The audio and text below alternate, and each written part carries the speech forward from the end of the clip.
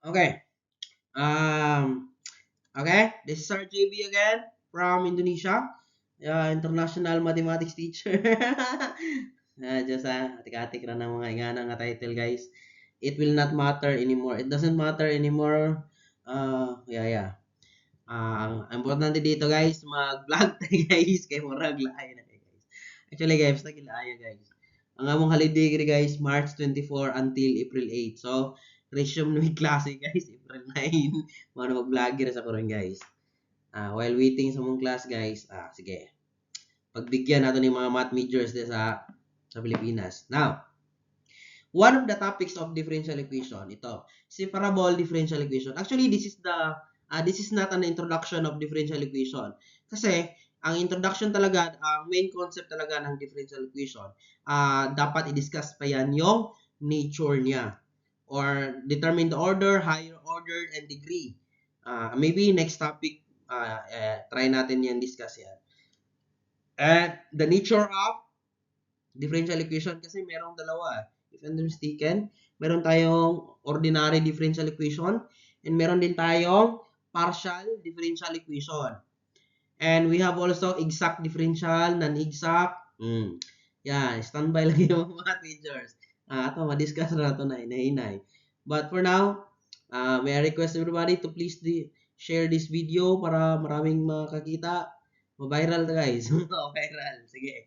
Kaya pahit na dyan kinabuhi guys. Ito guys yung lingar ito na ako guys. At least, lingaw ni with learning guys. So sige, let's start. Magseryoso na ta. Okay. Okay. Si parabol DE or differential equation, ito yon differential equation that can be written in the form of g of y prime is equal to f of x, meron yung dapat dx Or, no, walang dx yan. No, sorry. Because y prime is dy over dx. Yun. Ito yung meaning yan guys, para makita nyo. Y prime dy over dx equals f of x.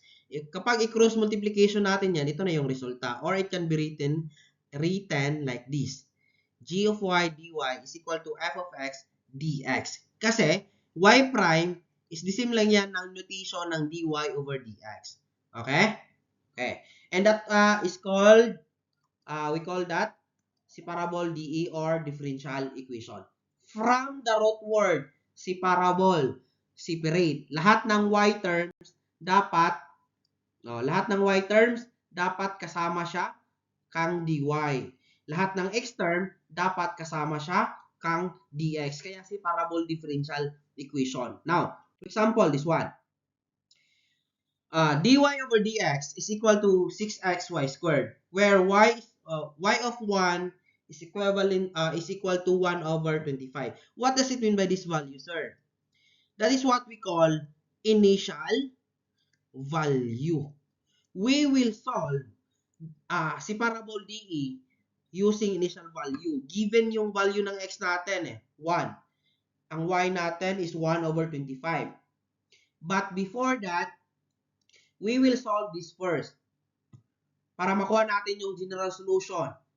Kapag makuha na natin yung solution, gagamitin natin tong initial value para makuha natin yung particular solution. Okay? Now, makikita nyo yan mamaya. Now, this one. Write natin to, dy over dx. Sample. Sayo nun sa nato guys, kaya para masabtan ninyo ang concept. Kabalaka, lisodon lang ito na sunod. Pero karon sayo na sa ni. Now, this one, what shall we do for this? Let's just cross multiplication only. So, natira na lang dy is equal to 6xy squared dx. Now, question. Is this separable DE already? Yes or no? The answer is yes. Because we can divide y squared both sides. Cancel. Now, nagkasama ng lahat. Y terms, dy. 6x dx. So, dy, y squared, 6x dx. Kapag nandito ka na at the point of this process, ito yun, what I mean this one. Kapag nandito ka na, if si parabol DE, kasama na ni x terms ang dx, kasama na ni y terms ang dy, this is the time that you have to integrate both sides. Follow? Kapag nandito ka na sa process, kapag nandito ka na sa process na ito, you have to integrate both sides. You have to get the antiderivatives of both sides. Now, we can rearrange the left side value. It could be written like this, and 6x dx. Now, by the example, 1 over x is x negative 1. That is rule of negative exponent. So, yung 1 over y squared, pwede natin yan i-rewrite y negative 2 dy. Follow? Then, 6x dx. Still follow? Okay. Now, by the power rule of integration, ganito. Mag-add ka lang ng 1, example, this one. Review. Mag-add ka lang ng 1 sa exponent, then n plus 1. Ang new exponent, kapag mag-add, meron ng new exponent. Kapag mag-add ka ng 1 sa exponent. And karang the new exponent, ilagay mo yan sa denominator. Then this is indefinite integral. You have to put plus c. Okay? Always remember, basta indefinite integral, huwag mong kakalimutan maglagay ng plus c. That is arbitrary constant. Okay? Now, huwag nyo kalimutan yan. Okay? Now, mag-add lang ng exponent. Very easy. So, this one. Y, negative 2 plus 1, negative 2 plus 1 is equal to 6x squared over 2 plus c. Kuha. Now, this one, negative 2 plus 1, negative 1 over negative 1. This one, 3x squared plus c. Ito, negative y, negative 1, 3x squared plus c. Or, negative 1 over y, 3x squared plus c. Now, this is the time na we have to substitute this value. Our x is 1, our y is 1 over 25. So, substitute natin yan dito. Bakit, sir? Para makuha natin yung particular value ng constant no? Para makuha natin yung general solution ng si parabol DE natin. Okay? So, negative 1 over 1 over 25. Because y natin, ito, 1 over 25. Equals 3. Our x is 1, so 1 squared plus c. Negative 1 over 125, that is negative 25. This one is 3 plus c. Negative, move natin yung positive 3, it will become negative. Always remember, kapag mag-move ka ng certain terms or value from one side to another, always change the sign. Negative 25 minus 3, that is negative 28. Therefore, ang answer natin dito, our general solution is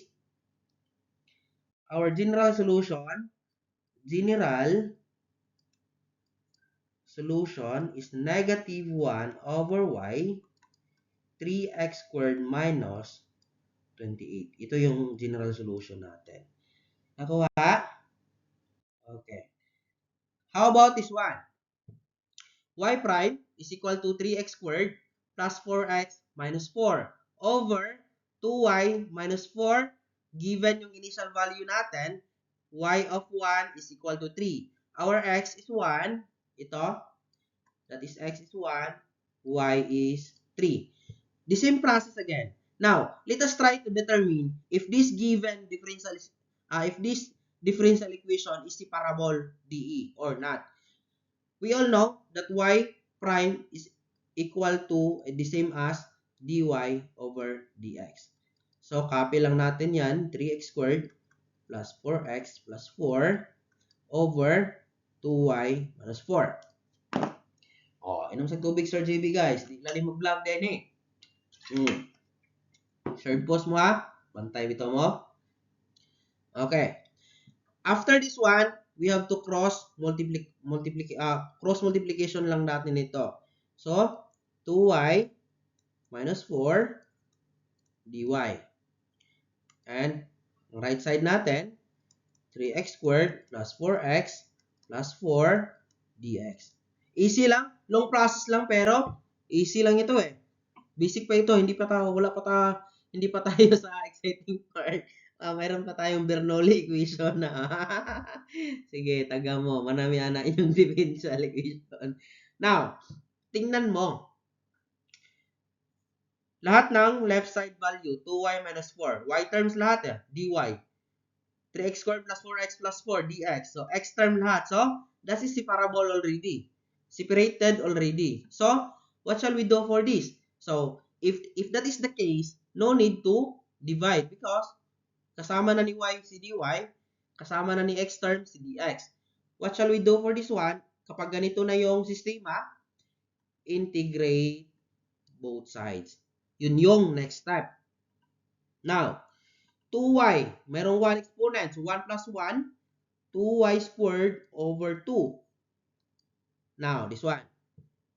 Antiderivative of negative 4 with respect to y, just multiply y only. Negative 4y. This one, here. 3x cubed over 3 plus 4, antiderivative 4x, 4x squared over 2. Kasi 4x 1 plus 1 over 2, that is 4x squared over 2. So, that's it. Power rule of integration. Plus 4, that is 4x. And huwag kakalimutan, plus c. This one, cancel na ito. 2y, cancel na ito. Y squared minus 4y. Cancel na itong 3. Ang natira na lang, x cubed. 4 divide 2, 2x squared plus 4x plus c. This is now the solution. But wait, we have to get what is the value of the c. So, this is the time that we will substitute x. We have to substitute our x and y. Our x is 1. Our y is 3. By this equation. Our y is 3. Now, 3 squared minus 4 times 3. Our x is 1 cubed. 2, 1 squared. Plus 4 times 1 plus c. 9 minus 12. 1 plus 2. Wait. 1 plus 2 plus 4. Plus c. Now, 9 minus 12 is negative 3. Okay. Ano ba to? Saan tayo nagkamali? 3x squared plus 4x plus 4.